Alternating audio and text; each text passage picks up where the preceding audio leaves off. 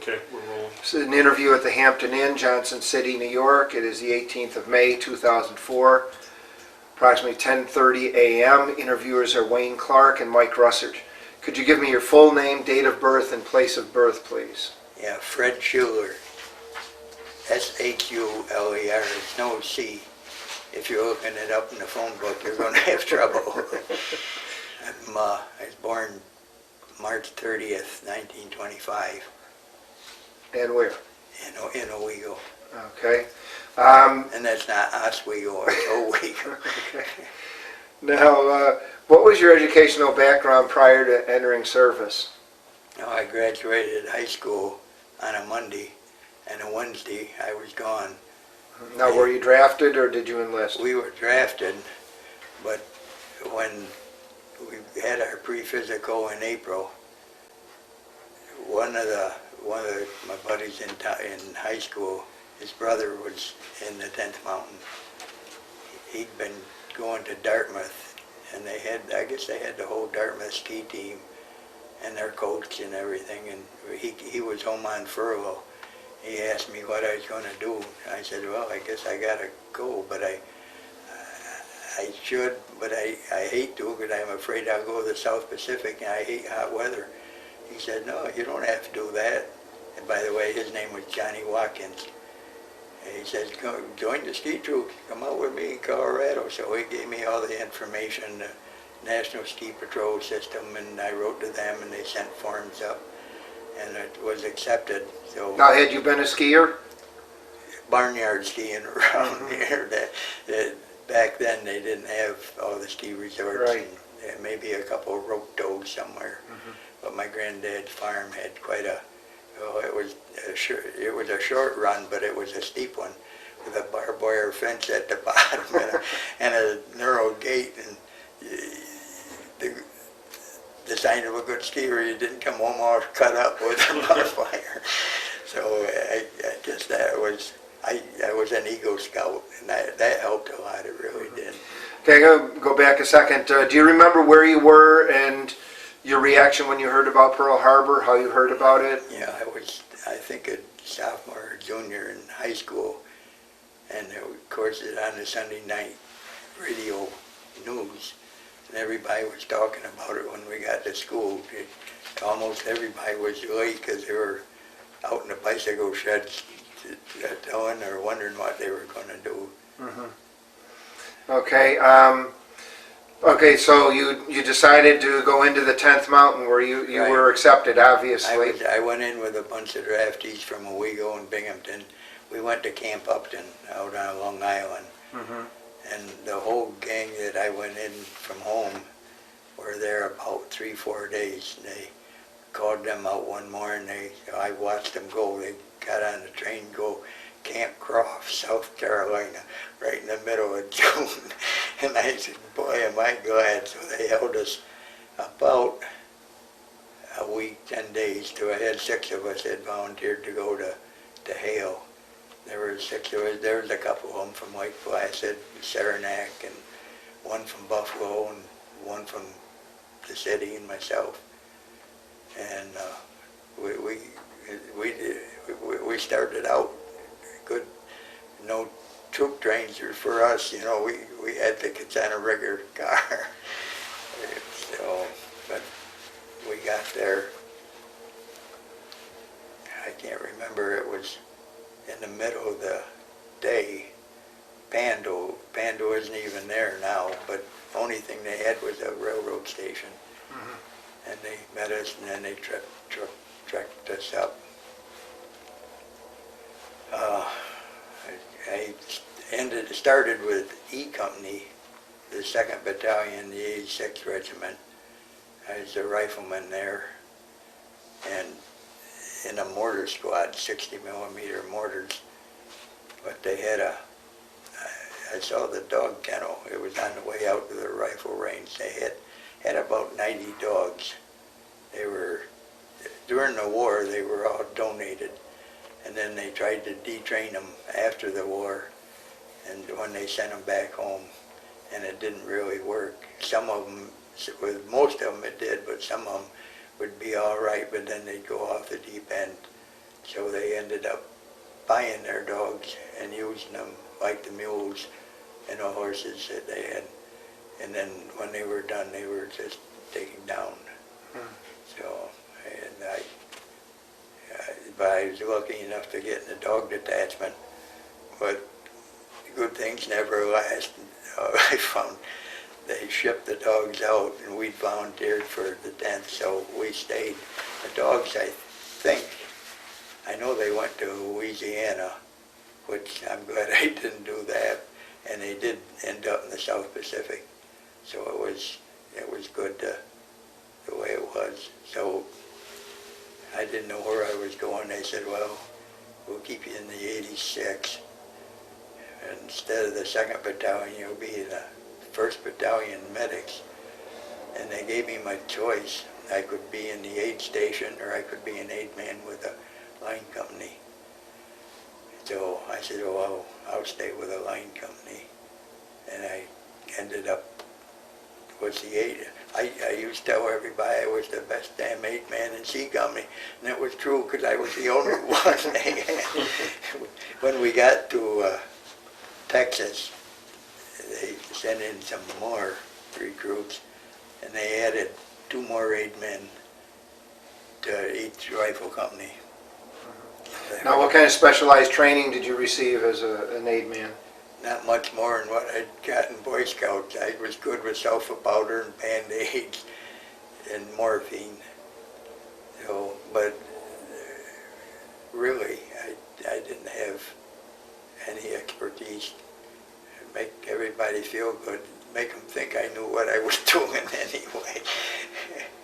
So, but we ended up, there'd be 3 aid men, 1 for each rifle platoon in the company, and you basically stayed with them, but things got hot and they had casualties somewhere else in the company. Of course, you would go for that too. I mean, they'd help you out and you'd help them out. But that was the end of my doctor career. So, and I don't know, the aid man was, in the States, they were always the last one in the line. You have a 10-minute break every hour. You'd be patching up blisters and the company'd move out. And then you'd have to go like a devil to catch up with them. And overseas, you followed, there were roughly 40 guys in the 42 in a rifle platoon. The aid man was the last one. If they needed him, they'd call for him to come up. But when we went up River Ridge, everybody's talking about where they were. I was the first man, and maybe they were, maybe they weren't, but I could truthfully say I was the 42nd man on the top of River Ridge in C Company area. Okay, so did you, how much specialized ski training were you given in this unit? Well, we all,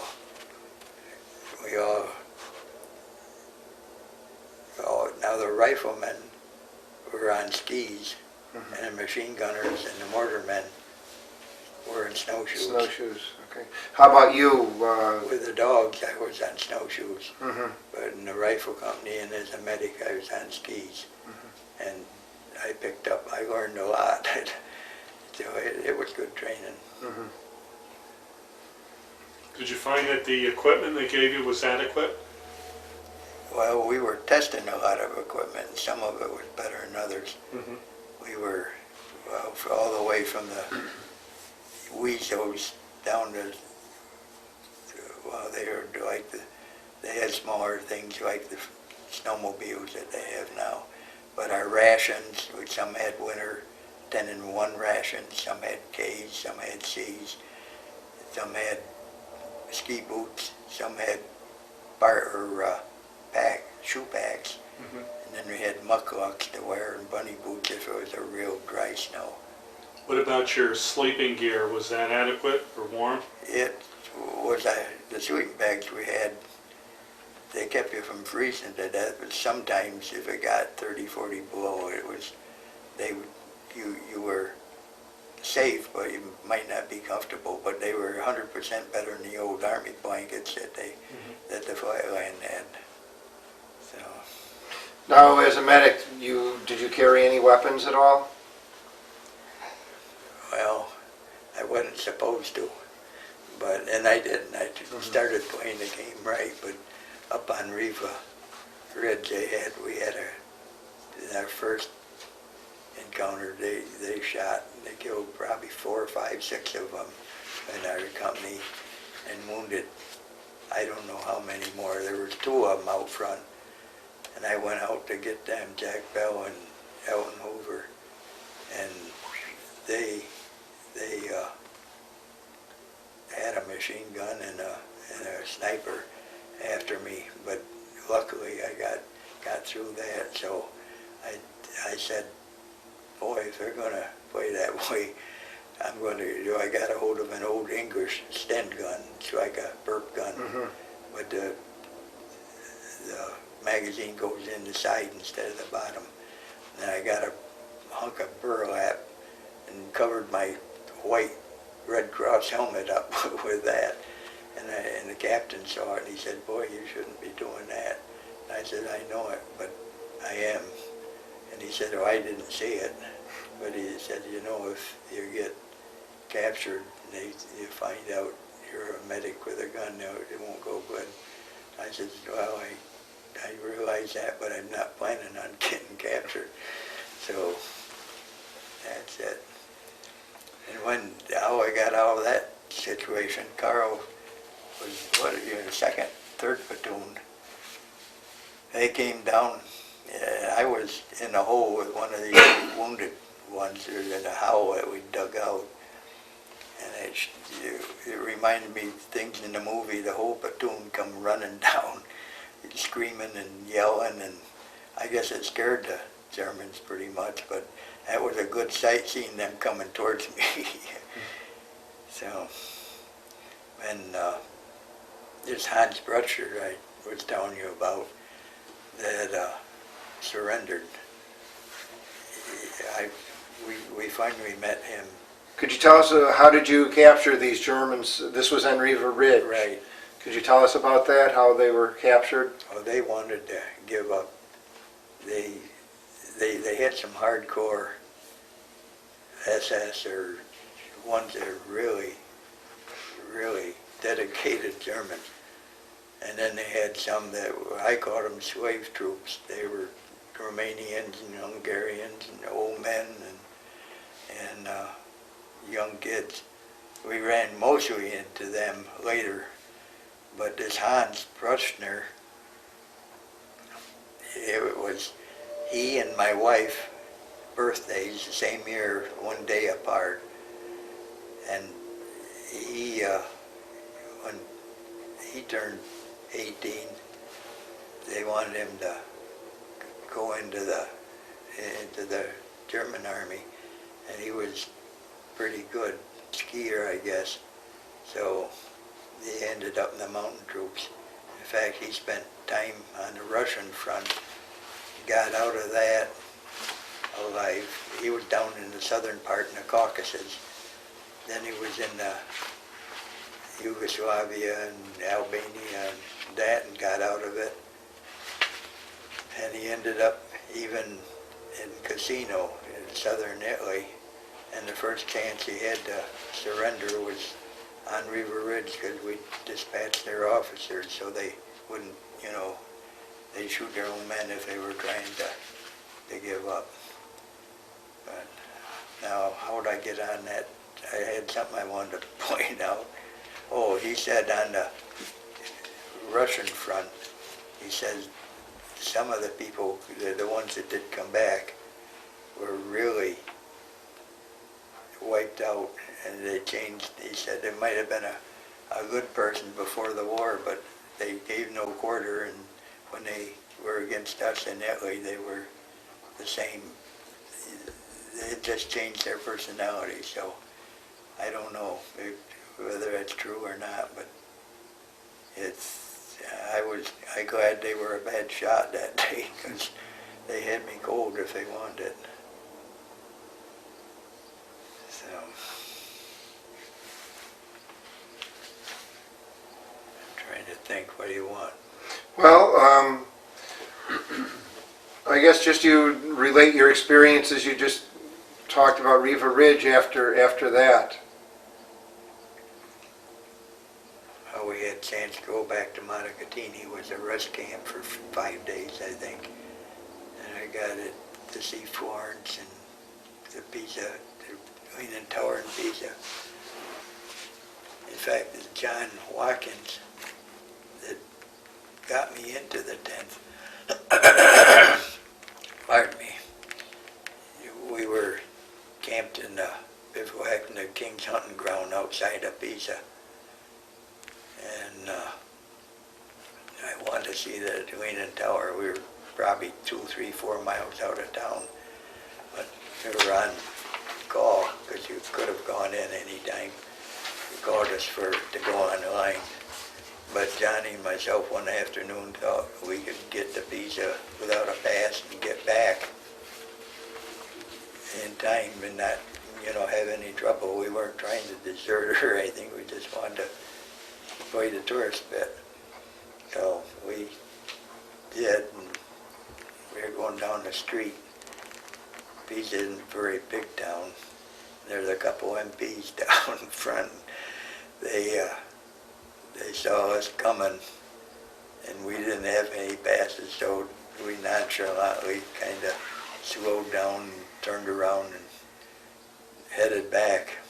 And I'm sure they suspected what it was, but when we got around the corner, we ran and made another corner, and there was a big wall.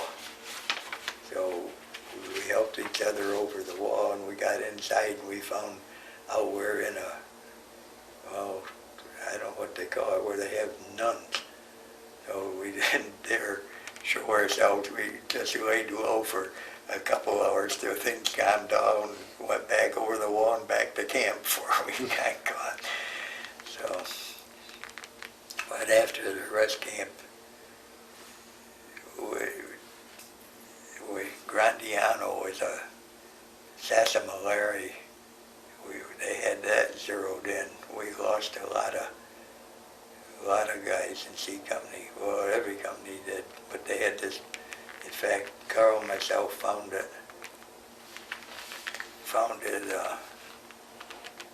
when we went back in '95, and they had that zeroed in, and Colonel Hank got hit there, Bill Cruikshank, I think Tunis, I can't think of the names right, but we lost a lot of men there. We got through that gap, and there's a valley, and then we climbed, took Mount Grandiano. We were on that for, I don't know, I think a week at least. Do you remember what year that was? 1944. 44? No, 45. Okay. When we went over in December of 44. In fact, we landed in Naples on the 23rd of December. Mm-hmm. You could see Vesuvius, it was still smoking from a previous eruption they had. We left to go up on line on Christmas Day, and I don't know why, but the 1st Battalion, which is A, B, C, and D Company, went by boxcars. We went through Casino. You could see the Abbey, or what was left of it, up on the hill. And all of the 2nd and 3rd Battalions, they went by LCIs and LCDs, landing craft, up the coast and landed. I don't know where they landed, I think in Livorno, Leghorn. So it isn't fair really, but the 1st Battalion was the only battalion out of the 9 in the 10th Mountain Division, they got an extra battle star because we were in a certain place at a certain time, didn't do anything. So, but then the 85th and 87th, they arrived a week or two later. We went up on line right after Christmas Day. We were in Lozano, a little town, Lozano and Vitacatico. You could see Riva Ridge to the left and Mount Belvedere to the right. We run night patrols out of, I'm not going to tell you. I will when I think about it. So, but that's where we studied the ridge, and they figured out there were 4 or maybe 5. The ridge is about 3.5 miles long. We went up Sarasickia, which proved to be the longest run. I think they were telling us the ridge was 1,800 feet. When we went back in '95, we found out it was 2,200 where we went. But it's on the 3.5 miles, they had, variations in heights. Mhm. So. Now you said that some of the people you remember the most was Henry Hampton. Who was he? Colonel Hampton. He was the battalion commander. Why did he leave such a good impression on you? Well, he was a fair person. In fact, after the war, I met his wife and daughters in the Brown Palace Hotel in '59 when they dedicated the monument on Tennessee Pass, and we struck up a friendship. And in fact, when Mount St. Helens erupted, she sent me an envelope, or it was a sealed thing, of the ash from the, I still got that home. Colonel Hank, how I remember him the first time, he was a tough old guy. I think he was a fireman in San Francisco, and he was a sparring partner for, wasn't Joe Lewis, it was one of them that he knocked out in a few rounds, but he was charged of the boxing team. Well, what really struck me from him, we were going out Resolution Creek, and at that time I was the aid man in the C Company, and one of the troops with us had just come in to Camp Hale, so he wasn't used to the altitude yet. It usually took a couple, 3 weeks anyway to get acclimatized or acclimated, however you want to call it. And he was really having a tough time, so I thought I better hold back with him. The rest of the company were going, and we were going, but at a slower rate. And all of a sudden, old Colonel Hank come up. He was skiing double fast, trying to catch up from one company to the other. And I thought, boy, oh boy, we're in for it now. He'll give us that devil. So he said, "What's the matter, you men?" He said, "What's going on here?" So I told him. The guy was out of breath. He couldn't talk. "Oh," he says, so he took the kid's rucksack. He had one of his own, and he took the kid's rucksack and carried it for probably 10, 15 minutes trying to let the kid get back. And I thought, boy, he's okay. Mm-hmm. And there were several things like that. And when we got on, he was leading, not pushing. He was on top of Riva, or on top where A Company. He went up A Company, but he was right on top, right with the rest of us. And he got wounded at Sassamalera. He and Bill Cruikshank were to the left where we were. But I got over and treated him, and I thought, boy, he's had it. It blood all over his face, but it was a superficial wound. A piece of shrapnel nicked right in the top of his nose, the bridge of his nose, and a head wound really bleeds, so it looked worse than it was. But he was also hit in the leg, so he was in the hospital. When I got back I had 3 days at rest camp in Leghorn, and I stopped in to see him, and he was in the 64th General Hospital, and he came back with a company, but he was laid up for 2 or 3 weeks with his leg wound, which was really worse than the head wound. It could have been the other way around. Was he shot or was hit with shrapnel? It was shrapnel, I'm sure, yeah. So, Now, you said someone else that left an impression on you was Rupert Von Trapp. How did you meet him? well, he was with both of the Trapp brothers, Rupert and Werner. Werner was his brother, younger brother, was in the 85th Regiment, and Rupert was in the 86. He was in the aid station. He was a sergeant at the time. Now, in The Sound of Music, or the Trapp family, they had different names. I can't tell you what without going through the movie again, but Werner and Rupert were the two. Their right names. And he was really a high caliber person. He, any of the Italians needed anything, if he could help them, he'd treat them or the Germans the same as I did. But when I first came to the medics, I lived with the medics for a couple of months before. I'd go with the C Company during the day for the maneuvers or whatever we're doing, and back to the medic barracks at night. And then before we went to Texas, I went and lived with the C Company. Only thing I went to the aid station for was bandages or more supplies. But while I was with the medics, Rupert and myself had an upper-lower bunk together, and we became quite close friends. And after the war, he got a Jeep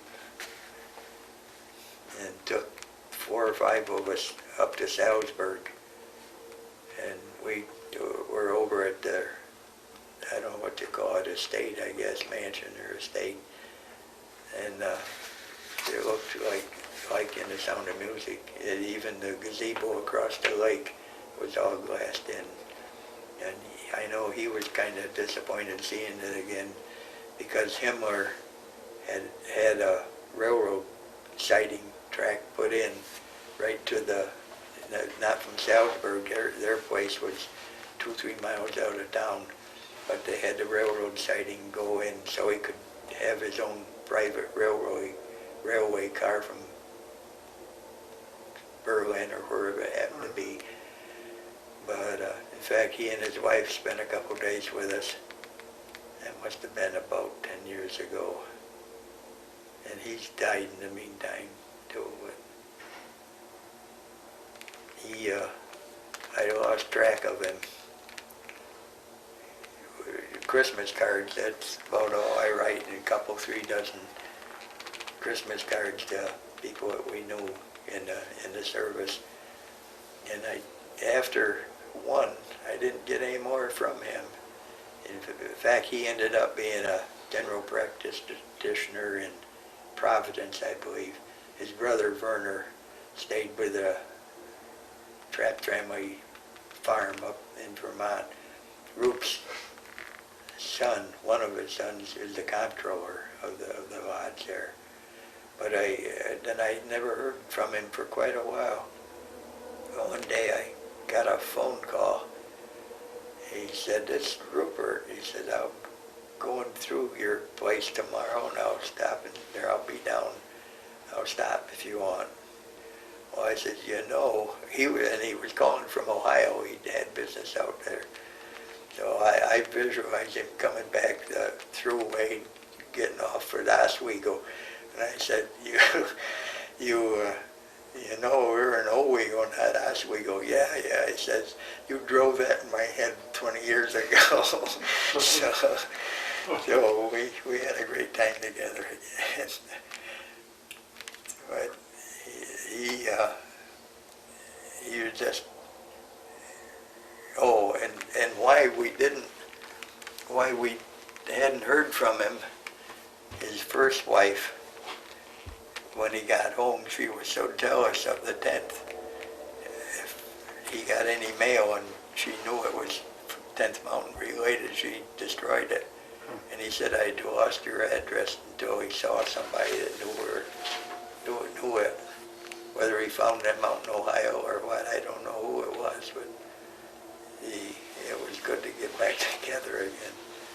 But he said, "No, I'm sorry, but I had no fault of my own." And I think she had died in the meantime. He had another wife, and she was real pleasant.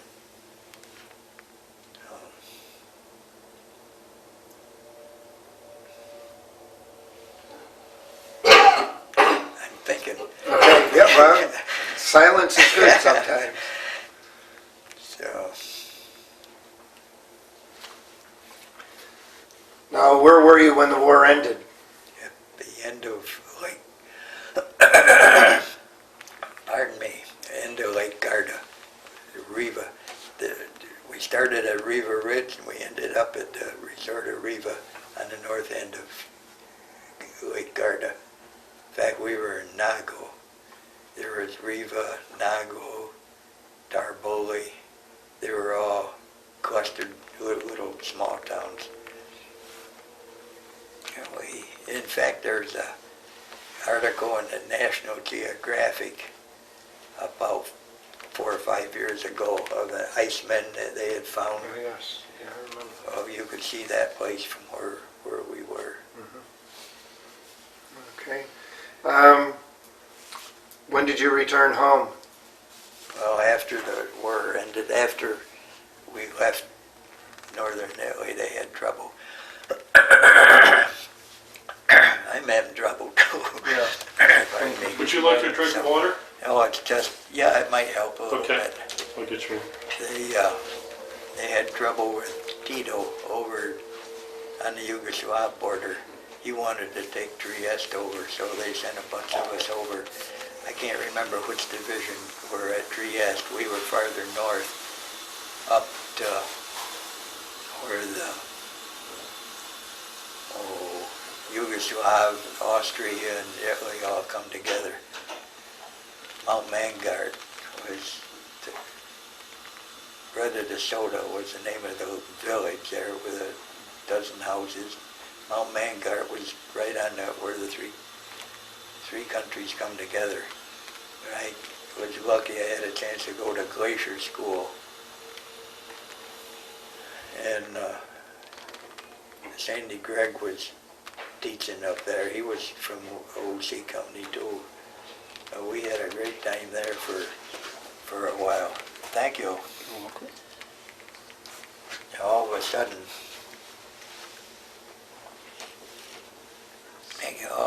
we had orders to get Leghorn as soon as you could. So, or the Florence.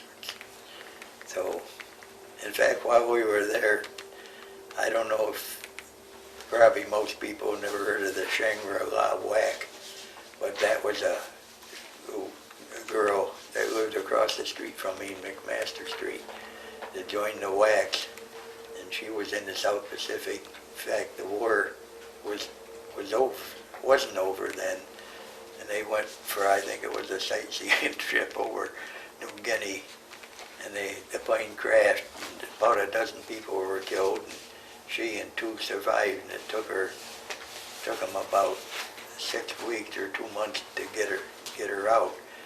And it was hit the headlines in the Stars and Stripes, and everybody said, "Boy," he says, "she's from Owego, you must know her."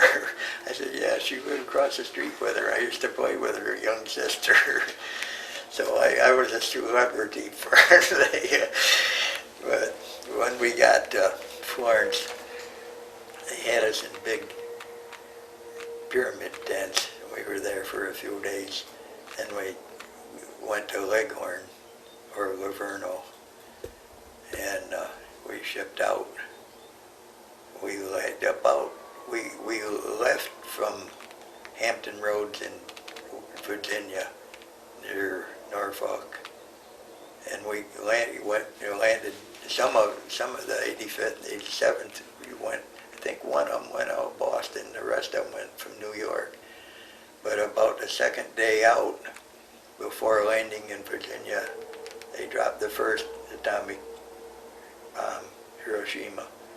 So time we landed and took a day or so to go to Camp Dix in New Jersey and another day to get out of there. I was lucky I got home right on VJ Day. So, boy, it made that 30-day furlough a lot better, and it stretched it out a lot more. So, in fact, my dad was a telegrapher in a Erie Railroad station in Binghamton. And I bummed part of the way and got a bus part of the way. He was working nights at the time. I wasn't sure if he days or nights, but I stopped in about 2 or 3 in the morning. He almost fell over when he saw me. He didn't know where we were. I didn't bother writing at the tail end because I figured I'd be home before the letters did. So we had our 30 days, and then we had to go back to Camp Carson, Colorado. We got another 30 days. So I came home, then we went back, and I got another 15 days. So I took a train part of the way, and I bummed part of the way. I had some aunt and uncle I spent 5 summers with in San Diego, and I went out to see them. There was a girl I knew there from my dad working on the railroad. We could have free passes, so I was a really lucky kid. During the Depression, he had a steady job, and in the summer of 30, 35, 38, and 40, I spent a month and a half in San Diego and Mission Beach. So, and this girl I met there when I was, probably the last time was 16, 17. She was still there, so I had a couple bucks in my pocket and took a portable radio and got on the ferry. That was before they built the bridge over to Coronado and North Island. We spent the whole evening going back and forth in the ferry eating peanuts. So I was, and then when we come back, I ended up, Jim Sweeney and myself, there was 4 of us. The other 2 were from A Company.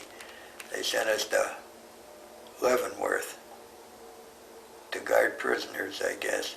But they had so many GIs waiting to get discharged, they didn't need anything, so we just wasted a couple of weeks. And I was supposed to have been home for Christmas. I had a couple Bronze Stars, and they were worth 5 points apiece. And I dragged on and dragged on. I finally got out the 2nd of January in 46. And they said, you know, you should have been out a month ago. And I said, that's what I kept telling them at the office. So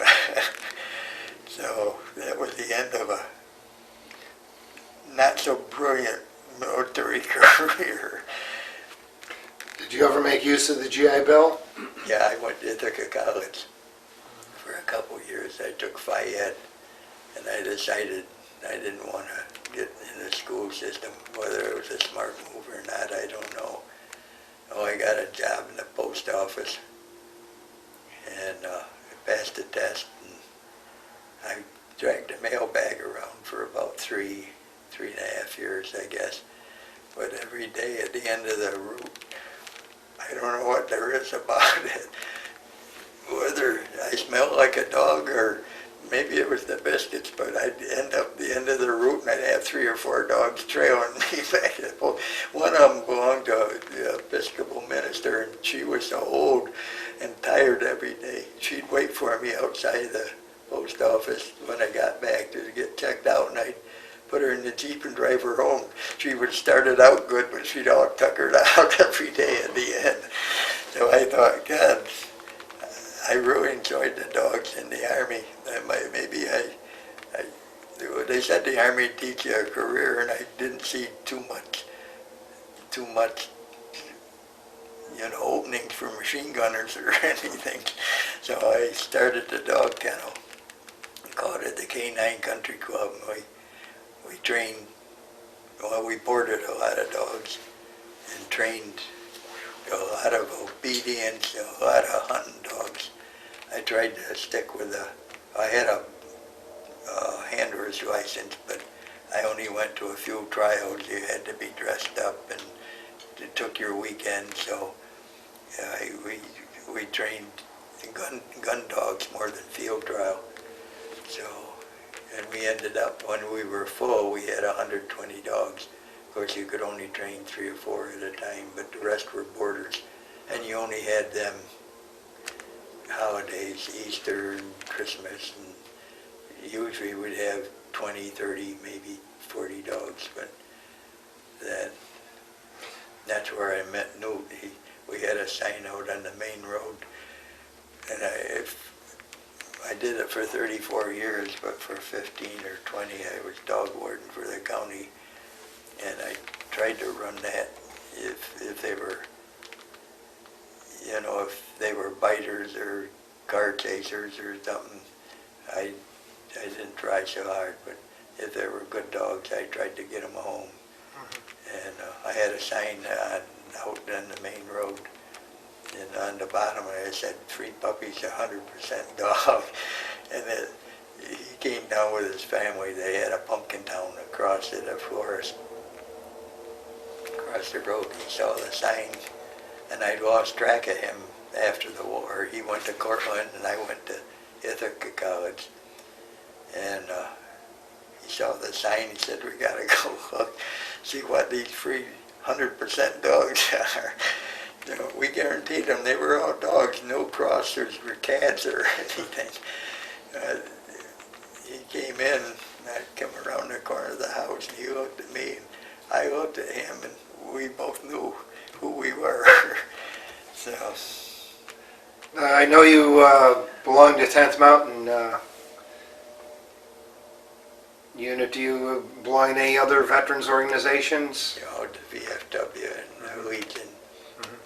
And I stay with the New York, or the Washington chapter of the thing. I was president of the New York chapter for a dozen years or so.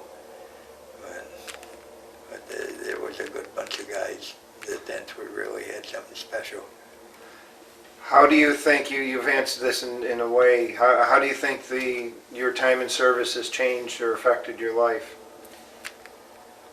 Well, I think you don't sweat the small stuff as much as you might have. I met a lot of nice people, a lot of friends, and they stayed. The 10ths are really the closest outside of family and old time friends. Okay. All right, well, thank you very much for... Did you have some pictures or anything to... No, I just had the stuff that you Okay. already had there. I wanted to... I thought maybe with Rupert and that Hans Bruschner, the German that took 48 years to... But I didn't realize you had that. Okay. All right, well, thank you very much. Well, thank you. Enjoyed it. Merry Christmas.